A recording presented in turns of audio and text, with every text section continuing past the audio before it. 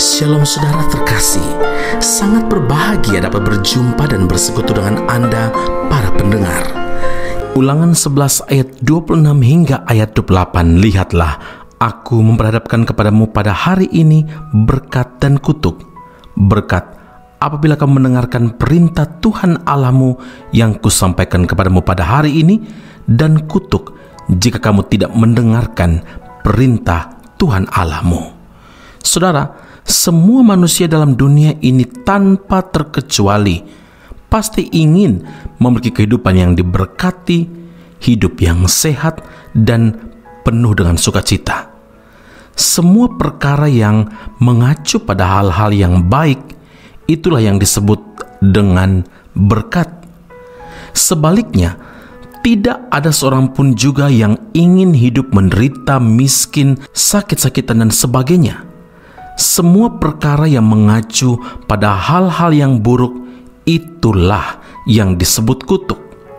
Berkat adalah lawan dari kutuk. Jarak antara berkat dan kutuk hanya dibatasi oleh satu kata, yaitu ketaatan kepada Allah. Mana yang saudara pilih, berkat atau kutuk? Pasti dengan serentak dan spontan kita akan menjawab berkat. Bila kita renungkan ayat demi ayat, sebenarnya Tuhan memberi kebebasan kepada kita seluas-luasnya untuk membuat pilihan hidup. Mana yang akan kita jalani? Apakah kita memilih untuk menaati semua perintah Tuhan dan melakukannya dengan setia? Ataukah kita akan menolak untuk hidup taat kepada Tuhan dan lebih memilih hidup menurut keinginan sendiri dan menyenangkan daging kita, tetapi pada akhirnya kita akan menerima kutuk sebagai konsekuensi dari ketidaktaatan kita? Mungkin kita berkata, mustahil kita dapat hidup taat kepada Tuhan selama kita masih hidup dalam dunia ini.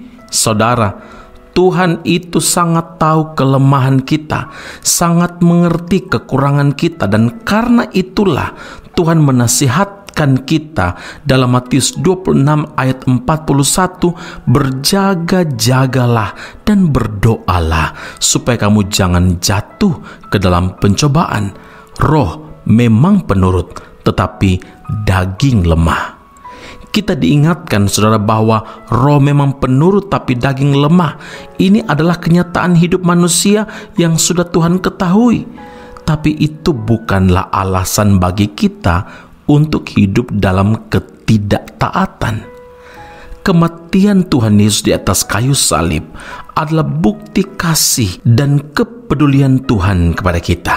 Oleh karena itu, segala kutuk dosa, sakit, penyakit, kelemahan dan sebagainya telah ditanggung oleh Tuhan Yesus.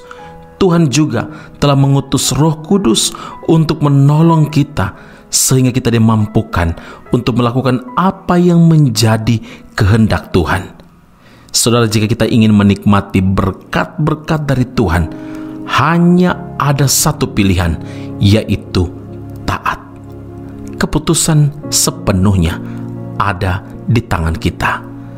Kita mau taat atau tidak, berkat atau kutuk. Mari kita berdoa. Bapa Surgawi,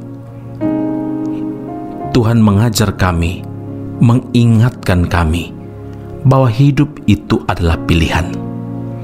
Kami boleh memilih untuk taat atau tidak taat kepada Tuhan. Tetapi kami juga akan menerima berkat atau kutuk. Berkat ketika kami mendengarkan, menaati firman-Mu, melakukan firman-Mu dengan setia.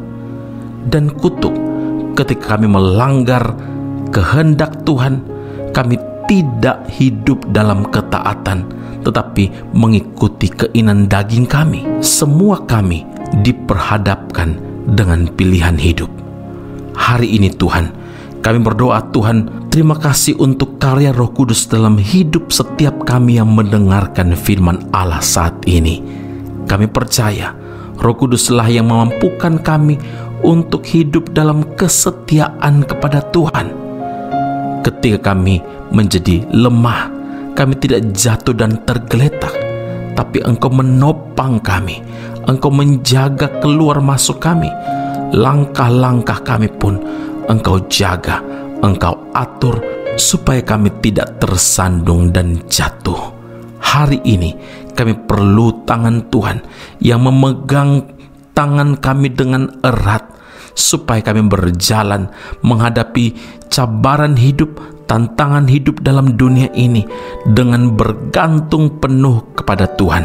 Karena kami tahu semua anugerah dan berkat kasih setia dari Tuhan dianugerahkan kepada kami yang percaya, hidup dalam ketaatan kepada Allah dalam Kristus Yesus Tuhan dan Juru Selamat kami. Kami berdoa dan mengucap syukur kepada Bapa di surga. Haleluya. Amin. Tuhan Yesus memberkati Anda. Sampai jumpa. Keep on growing and never give up.